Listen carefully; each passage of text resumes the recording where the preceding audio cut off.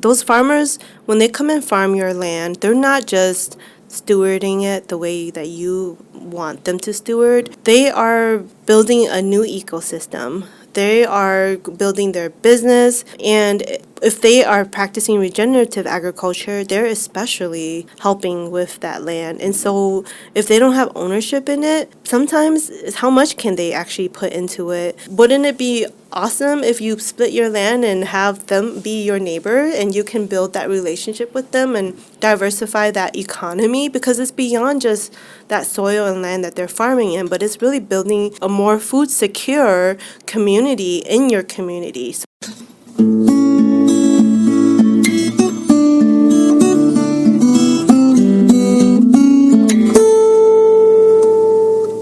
Welcome to the 369th installment of Ear to the Ground, the Land Stewardship Project's podcast on family farming, regenerative agriculture, community food systems, and local democracy.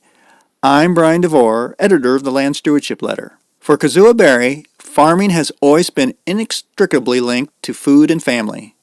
When she was 2, she immigrated to America with her parents, who were originally from Laos. Kazua has fond memories of helping them out in their vegetable plots and at the farmer's market. So, it's no surprise that after moving to Minnesota, Kazua sought out ways to get involved in a way of life she sees as critical to creating vibrant, healthy communities. Like many emerging farmers, she and her husband got their start at Big River Farms, an incubator program for beginning organic growers operated by the Food Group. Today, they have a small-scale farm in Maplewood, Minnesota, and Kazua is the Food Group's farm director. In that position, she oversees such initiatives as the Big River Farms Education Program. She also coordinates the annual Emerging Farmers Conference, an annual event that's evolved over the years into a major venue for new immigrants, farmers of color, and other emerging food producers to get together and learn how to build and sustain viable farming operations in the region. Kazua's personal and professional background has provided her with an excellent vantage point to observe the opportunities and challenges faced by new immigrant and farmers of color. Not surprisingly, they face many of the hurdles that get in the way of their white counterparts, such as access to affordable land and consistent, profitable markets. But emerging farmers must also often grapple with racism, both within the government bureaucracies that service and regulate the agricultural sector, as well as in communities that aren't used to seeing anyone who isn't white owning and working the land. One thing that's clear is that we have a great opportunity here in the Midwest to help launch countless entrepreneurial agrarians. Many of the emerging farmers Kazua works with are producing vegetables on just a few acres or less, and are finding that the growing demand for locally produced food can offer a good market. Imagine what would happen if more landowners opened up even just a tiny portion of their larger corn and soybean operations, for example, to some of these specialty food producers. But as Kazua makes clear, renting that land may not be enough. To create a situation where these emerging farmers can build equity while producing food in a regenerative manner that builds soil health, they need to be in a position to own the land they till. Such a scenario is a win-win, since it's one way to create more neighbors in rural communities that are being hollowed out by an industrialized, consolidated system of agriculture. Kazua recently sat down to talk with me about the growing number of emerging farmers in the region and the benefits they can provide the land, our food system, and our communities. She started our conversation by providing a glimpse at her own family's farming legacy. I would like to think that I am a farmer. I've been farming for a long time with my parents. They were immigrants, and I'm also an immigrant. Came when I was very little. We came from the refugee camps in Thailand to Stockton, California. We were sponsored by a Methodist church, and farming was the first kind of jobs that my parents can do because that was easy for them. They already did it in Laos and Thailand, and so growing was easy for them, so they were farm hands. And then when we moved to Milwaukee, Wisconsin, that was also like another job that my parents were able to do, was go find jobs at farms. And so we did that, and I have always been with my parents. They didn't have childcare, so wherever they went, we went.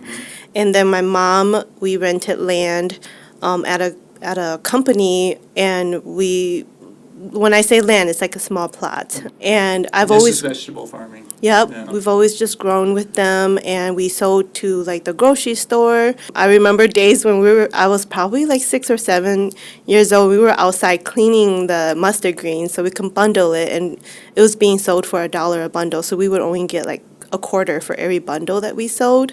So it wasn't a lot, but back in the days, that was a lot for us. So I've always just grew things with my parents. I learned a lot about growing from my mom. There's 8 of us kids in my family. So I was one of those kids that actually just took off with growing. And then when I moved here to Minnesota, I call her my aunt. She's basically my friend from school's mom that just kind of adopted me into their family, and I've helped them farm as well. And I truly believe that if you have land or space to grow food, that's a right that you should have. And so people in the community knew the work that I did with farming and growing food. So I became a staff at Big River Farms to teach farmers. And then my husband also wanted to learn how to farm. He's never grown food before. So we decided to rent land at Big River Farms to start farming. I knew how to farm, me teaching him. So we built our farm business together. And now we have a homestead in Maplewood where we're Okay. just growing in our yard and growing for markets. But then I have a toddler now, so we're not doing much of that. But yeah. It sounds like you had kind of always glommed on to raising stuff, but I wonder, because sometimes kids parents are so involved with agriculture, they're like, oh, I don't want to have anything to do with that. It doesn't sound like that was the case with you. I was always very fascinated, and I think the food tastes different. You know, I learned more deeply about how different that food tasted so we grew our own vegetables, but then we would forage and we would fish and hunt. And then when we bought like meat, we would go to a farm and buy it directly. We would bring home 30 plus live chickens and process it in our inner city home in our garage. Like, I grew up with that kind of lifestyle. Yeah. I grew up learning how to properly process a cow or a pig. So I can handle that kind of Yeah. process. So when I came to college here in Minnesota, I had to buy meat on my own at the grocery store, and I could not believe how different that meat tasted. Yeah. And I learned from my mom that there's probably chemicals or all these things that are put into the meat that wasn't good. So my mom taught me so much about like the importance of buying food directly from growers who actually really took care of the land, and also knowing the difference between like the taste of things that are grown in season, like tomatoes and cucumbers and herbs that are grown on the ground in the season, and you're growing it versus the ones that you're buying at the store. Right. Was it a little bit of a shock to come, so you had experience in California, to come to Minnesota, where we do have summer and spring, believe it or not, but was that a little bit of an adjustment to growing in this climate a little bit? Well, we actually moved to Wisconsin. Oh. So my family still lives in Wisconsin. Oh, right, in Milwaukee, you Yeah, said, yeah. yep. And then I'm here in Minnesota. But I remember when we landed, and my aunt had these big things where they were coats, but we didn't know what that was because we went from Thailand to California to like these ginormous things that you're supposed to put on your body. And my aunt was like, you need to put that on because it's snowing. So my first introduction to snow was coming to Wisconsin from the airport to her van. So that was shocking. So we kind of knew how to grow in Wisconsin already with the climate. But of course, there are other issues with climate change that's impacting the way that we farm now. Tell me a little bit about the work you do with Big River Farms, and maybe give a little, for folks who aren't familiar, what is Big River Farms? What does it do? And then what is it, the work that you do with that? Yeah, so Big River Farms is an incubator training program where we are located in Marine in St. Croix. It's land access as well as like having hands-on training opportunities. And this program used to be its own independent nonprofit with Minnesota Food Association. In 2017, merged with the Food Group. So the Food Group is our organization, and I oversee all of the sustainable agricultural work that we do. So Big River Farms is a portion of that work. Our Agri-Solar, where we are farming in between solar panels, is part of the farm work. And then our Emerging Farmers Conference and the micro farm located at our headquarters in New Hope is part of that farm work. And with Big River Farms, it's really a unique program because we have a very intensive curriculum that farmers enter into starting January. we provide theoretical workshops and classes, and then the idea is that they'll have like hands-on opportunities to be able to like apply what they learn. And then we also help with the education on market and scalability of farming. So people enter into the space, not a community garden, but you are entering with the intention to be a farmer. Do you have a rough idea, a very rough idea, how many folks have come through that program? How many are you've kind of incubated through that program? Yeah, well, our admin coordinator, she just put together the list, and it's not by all means comprehensive. There's probably some missing data, but probably at least there was like at least 100 names on that list, and we have quite a bit of farmers who have grown from that program and bought land and have established themselves and have been deeply connected within their communities as well. So part of what Big River Farms is doing, are they the main driver behind the Emerging Farmers Conference? Can you talk a little bit about the Emerging Farmers Conference? I think that's a really, because that's had such a huge influence. Yeah, the Emerging Farmers Conference definitely was a combination of grassroots-led organizations that came together, seeing that there was like a gap for support for immigrant farmers. And some of those organizations were early on, and I know some of them, like I don't even remember their names because they no longer exist. Latino Economic Development Center, LEDC, RTC, MFA, as when it was MFA, was the driver of that, and then this was in combination and collaboration with MDA and FSA and NRCS. So like there's also government relationships and support with this. But yes, currently it is considered a program of the food group, and we're the main host of the conference, and we provide a lot of staff support, and this is really providing like a lot of interpretation and language equity with this work. So it's not just about getting the education and training that farmers need at the conference, but also establishing that connection that very much needed, which is language piece, which a lot of farmers don't get support on. So we already have like our language system kind of put together, so it's really much more easier for us to just implement it at the conference, where a lot of folks from all over the country really calls on us and ask us how we provide so many different support for different languages. I mean, how many languages are you dealing with? It's between 7 to 10 languages, depending on the need, you know. So it really depends on our outreach and the need and the communities that come in. A lot of our farmers speak a lot of different languages too. So the cool thing is sometimes we'll provide like 6 or 7, and that farmer can choose which language they want to get support in. So we have very talented and gifted farmers for sure. It's a reminder, we're not all like me. I speak one language, and I don't speak that one that great. I think that's really exciting. I remember going to one of the first Emerging Farmer conferences and walking into the room where they had people with the headphones on doing the interpretation, and I was like, oh boy, this is a whole different wrinkle in farming here in Minnesota. It was really exciting to see, and that was way back when, and it's just grown since then. And you know, it's exciting to see one offshoot of that, or one of the things that I think maybe resulted of that was the Emerging Farmers Office or department there at the Minnesota Department of Ag. I think that must be kind of neat to see. Yeah. It's definitely a huge thing, you know, having an emerging farmers office that's really focused on our farmers who just really don't have enough resources already in everyday life.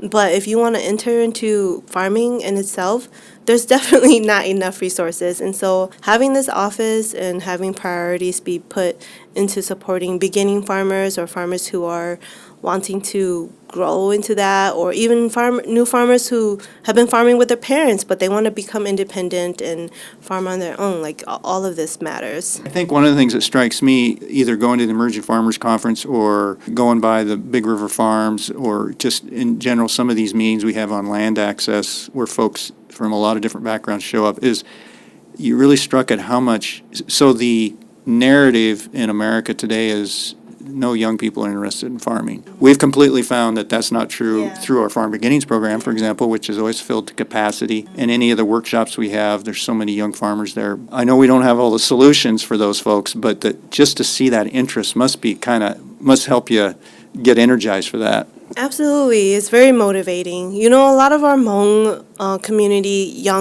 we're starting to see an increase of Hmong folks or couples that are getting more interested in farming. But before, It was even parents that would say, like, don't, like, you need to go get a doctor's degree or like a medical degree or become a lawyer or do something practical because farming is not sustainable. We're poor because we can't do anything else. And farming within the immigrant community was associated with like lack of education, lack of this, right? But I love seeing the influx of and the growth of young folks who come from IT backgrounds, who come from medical backgrounds that are like, I'm actually entering into this because I see that there is a need to have diversified strength and skills in this space to continue to grow food for our community. It's a profession. I mean, it's not just like you said, oh, I can't do anything else, so I'll do that. We've seen that in the Midwest for years, that agriculture wasn't given the respect that it deserved. So it's great to see some of these folks who are really sharp, maybe have other options, but that they're like, oh, this is farming is what I think is really, a choice. Yeah, that's a good point. Well, let's switch gears a little bit and talk about land access, because I think, I don't want to put words in your mouth, but I get the sense through Big River Farms and your other work, the farmers that you're working with are running into the same barrier that all beginning farmers run into. We definitely see it through Farm Beginnings. They get this great training, great background in agronomic practices, business practices, and all that. Get out there in the real world, quote unquote, land access is this, it's like this, stop, you can't get over that barrier kind of thing. Can you talk a little bit about the land access challenges that the farmers you're working with face? I guess, and particularly how it may be, what is the specific issues that a farmer of color or a new immigrant farmer would run into that maybe other farmers wouldn't run into when it comes to land access? I think for a starter is even like the qualification for that financial support. For example, our farmers, a lot of them have not been taught that they need to have their financial records or their record keeping where in a way where they can have that track record, and when if they should apply for a FSA direct loan, then they would qualify for it. But most of the times farmers don't have those, they're not equipped. So for the starter point is that they don't have the equipment or the resources to even enter into buying or enter into any capital expense. So that's one. But the other issue is like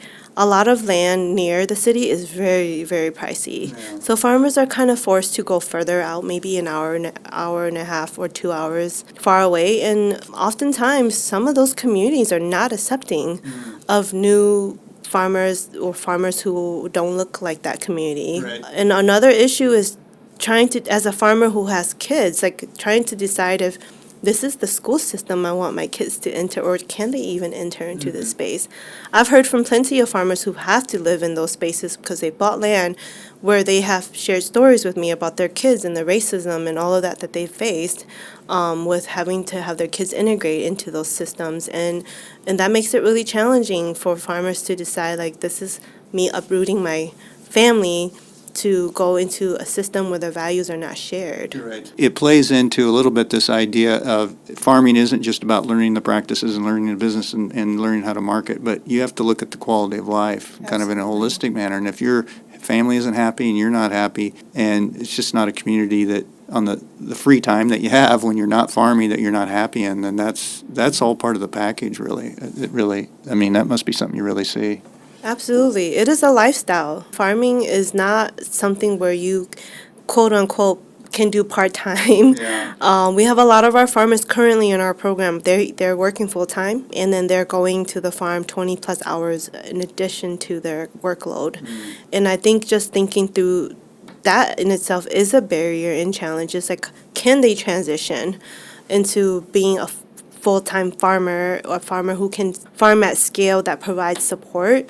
And another challenge, Brian, too, is like if they were to buy farmland and their kids are young or they have dependent, like, or they're supporting their elders in their family, and they need some of those government services that helps with medical assistance and food and things like that, can they truly be able to support their family by moving away and having those county support? So it's also like the transference of county support to a different county and all that headache that comes with that. So there's a lot of barriers that even goes into land access. And once you're established, What about the infrastructure? What about all the stuff that builds you and helps you scale up, you know? If you take out a loan, you are in a new land, you have to reestablish that land and reestablish the way that you farm and grow your markets and all of that. And are you able to pay that loan off with not even having, might not be able to take the markets with you if you're moving 2-3 hours away.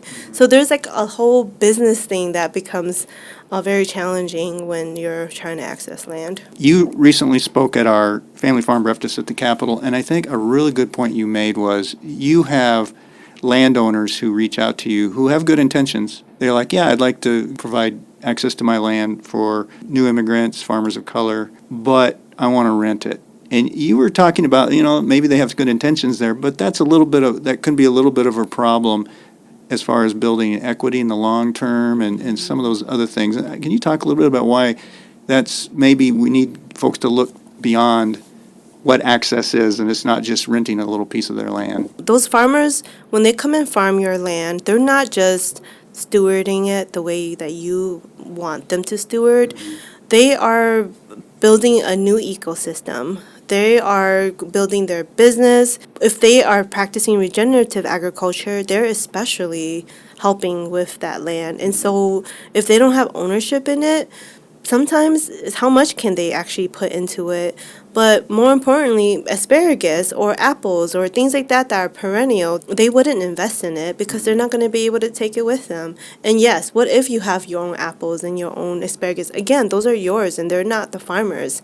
They've been cultivating it, but when it's time for them to have their own, you're not going to give them that tree. Yeah. So I think there is a lot of value with equity-based mindset with ownership. And wouldn't it be awesome if you split your land and have them be your neighbor and you can build that relationship with them and diversify that economy? Because it's beyond just that soil and land that they're farming in, but it's really building a more food secure community in your community. So food security, I think there is a correlation between ownership of diverse communities that can really help with that. It's kind of creating the community, kind of widening your view of what the community is. Mm-hmm. It also, I think you've touched on an issue. We have plenty of farmers who have 200, 300, 400, 500 acres. Yes. That's not what, for example, a vegetable farmer or even a fruit farmer would need. That they just need a piece carved out. Yeah, they need to have kind of long-term access. And one of the things that you brought up is this idea if you're putting in perennials or whatever. But the other issue I've seen farmers run into is if they're only renting it and they only have a year lease, or maybe it's a couple years lease, they don't have a big incentive to build soil health. Yeah, that's a bit, must be a big one. That is huge. Compost is so expensive. And also, if you are saying, well, people can cover crop, the seeds are not heavy, they're not costly, but why would the farmer regenerate it for you? Yeah. I think when you are expecting folks to come and steward something, you need to also be a steward by thinking about the longevity of the practices.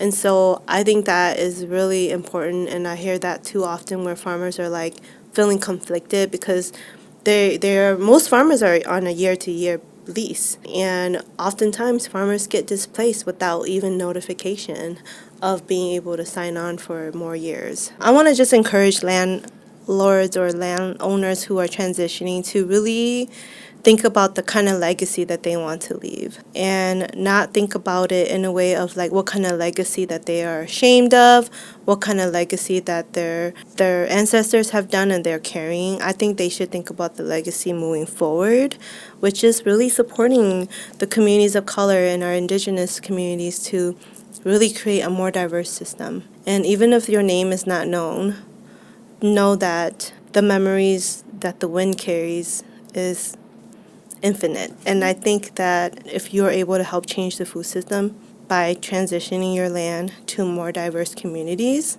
in such a way where it is equitable and supportive of our system, I think that is a huge win. I guess this is a two-part question. I mean, have you seen any programs or any initiatives out there in the past couple of years that have helped kind of us get over this barrier a little bit? And then also, you must think about this, what would be a couple, three things or whatever that would really help us get get over this land access bump that so many farmers are running into? I can answer the first question because I think that's not an easy one, but there are people that are doing it. Renewing the Countryside with their land access navigators, they work with farmers, and LSP, you guys do pretty good with like listing land and trying to connect folks. Of course, there can be ways to strengthen that. And then like American Farmland Trust, or when there are agrarian trust folks involved, or having those kind of conversations about what does it look like for land transfer.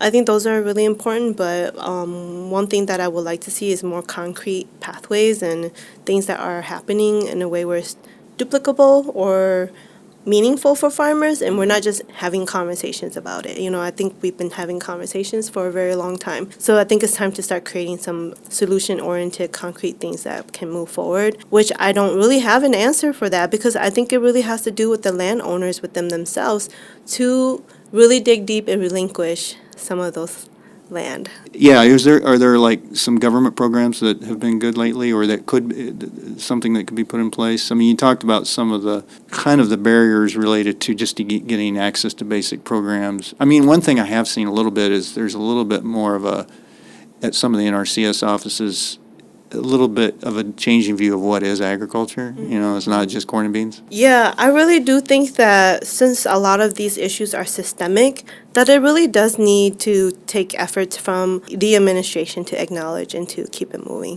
When we know what the state that we are in right now, and it makes it really challenging because we spent the last 5 or so years building relationship with USDA, and now we are here. And so I think, how do we find alignment as a country that really says these are the farmers we want to also prioritize, and not create buckets where people are fighting for scraps. That's a really good point. It's this whole, and that's the elephant in the room right now. Let's face it, as we're talking, there is almost a war on immigrants in general. And so, but also what that feeds into is this whole idea of the other, and people who aren't like me are competing for what I should have. And I think that's a really good point that you put, that we have to create a situation where, yeah, we're not all competing for different buckets of resources, and it's all this kind of Hunger Games type of situation. Yeah, and there's rooms. Like when I spoke at MFMA's conference, I talked about silos. I think there is. What's FMA? Minnesota Farmers Market Association. Oh, okay. And I talked about silos and how I think it's important for us to de-silo ourselves more than anything. And I think there is room and space for commodity farmers. I think there's room and space for monoculture to a certain extent. But we shouldn't, as specialty crop producers or people who are farming on a small scale or family farms, we shouldn't also try to force room for us. Like, there should just be room there to start with. Yeah. And at the moment, there's not a lot of subsidies to support farmers who farm the scale that we farm and the farmers that we teach. There's a lot of subsidy and financial assistance for commodity and row crop growers.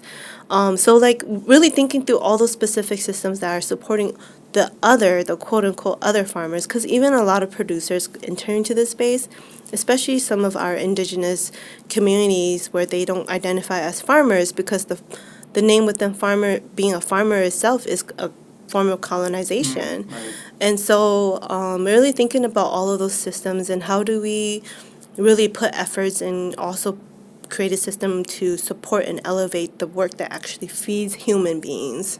As part of this, we talked a little bit about, you said in some ways it's about food security. That's a big one in that the more diverse, I mean, we saw this with COVID and we see this more and more with consolidation, but the more we can kind of diversify our supply of food locally, that's a big one. But the other one is, hey, trying to show that these specialty farmers, vegetable farmers, folks who are farming on a smaller scale, but they're producing a lot of food, really contribute to an economy, a local economy, because I think for commodity farming, the corn soybean system in particular, I always put it this way, there's a lot of sound and fury out there. There's a lot of economic activity, quote unquote, in the big picture. Mm-hmm. But when you drill down to it, not much of that is staying local and building wealth in the local community. Mm-hmm. Whereas from what I've seen of the smaller scale vegetable operations and the kind of the produce operations, it's building wealth locally. I mean, it's supporting local families, and it's going straight into the eater and that kind of thing. Yeah. That's exactly it. That's what's happening right now. You know, a lot of our farmers.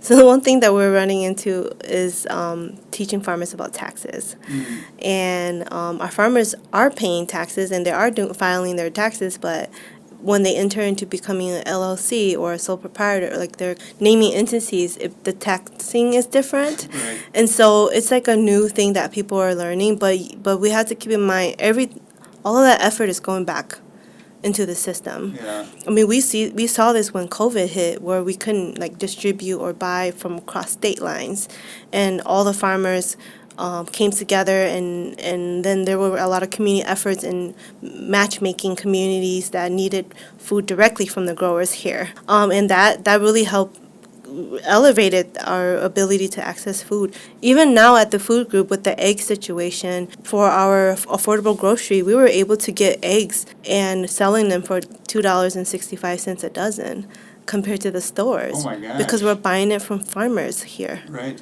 That's like the power of understanding the food movement. And yes, it's food insecurity that we want to address, but also the knowledge and the empowerment of the person receiving, the consumers, to understand the importance of connecting themselves with farmers and getting food. I've been buying eggs from farmers for a very long time. I've been paying $5 to $6 a dozen. So with this new thing, it doesn't faze me because I've already been doing that.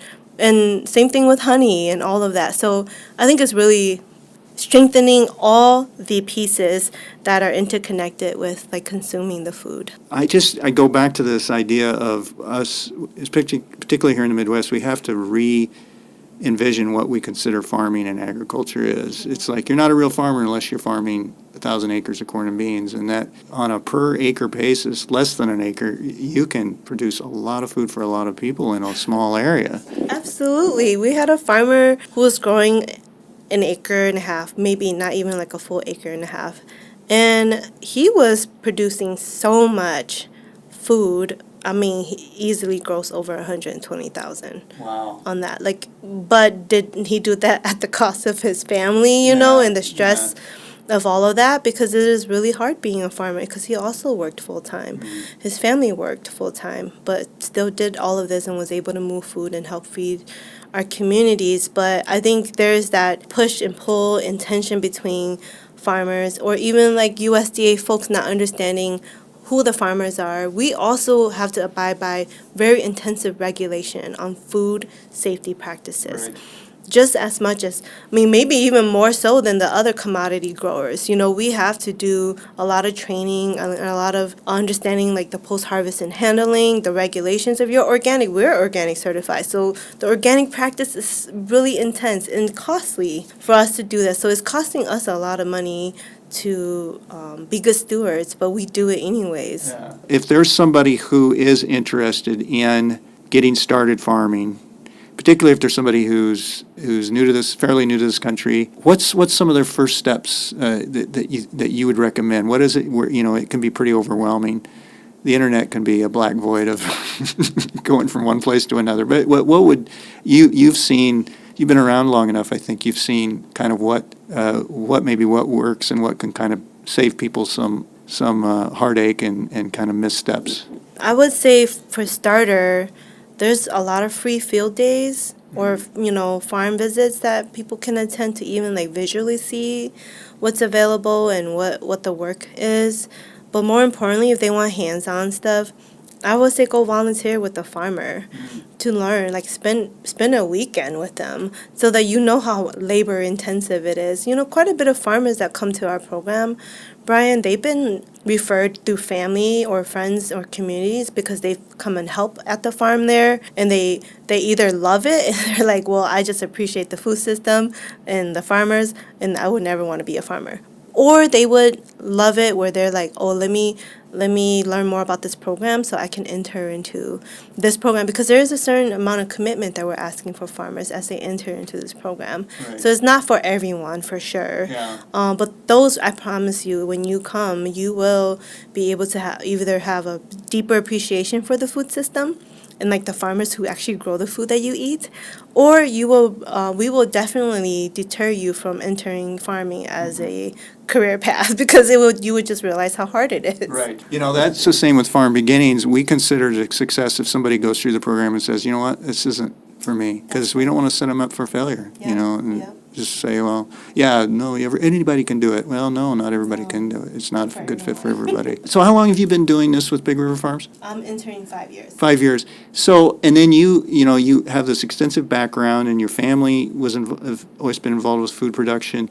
I mean, how do you, and there is a lot going on right now, and a lot of it is not good, but, I mean, how do you feel in general about the future for emerging farmers and for this kind of local food production, that kind of thing? Do you feel like maybe there are still some opportunities out there? Do you feel positive, or is it just we've got a whole lot of work to do here? Well, for sure, we have a lot of work to do. I think if I zoom out system-wise, I don't feel good about the systems. I think it's getting worse, and it'll probably collapse. Certain things that are really important for farmers as a resource. But if I zoom in and work with the day-to-day farmer, they are still growing. We have our farmers that have been growing in our greenhouses already. A lot of farmers are farm planning. Mother Earth is going to survive with or without us. So I feel good about leaning into community resilience. People who might not even be able to farm anymore because of time, or they have to like focus energy elsewhere, they're still going to grow food. So food production will continue to be there. And I think that with all of these systems that are being at risk for food security purposes, I think farmers are going to step up. And I just hope that we are ready to help support those farmers when that time comes.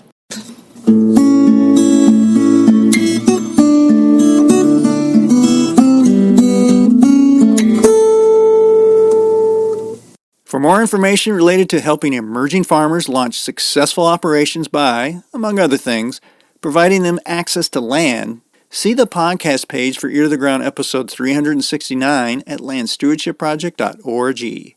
If you have comments or suggestions about this podcast, contact Brian DeVore at bdevore@landstewardshipproject.org, or you can call 612-816-9342.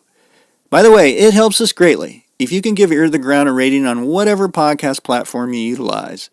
And word of mouth is the best way to spread the news about our podcast. If you like what you hear, tell at least one person about LSP's Ear to the Ground.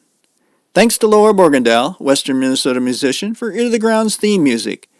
And a special thank you to all of Land Stewardship Project's members who make initiatives such as this podcast possible. If you're not a member, visit landstewardshipproject.org to learn how you can support LSP. Thanks for listening.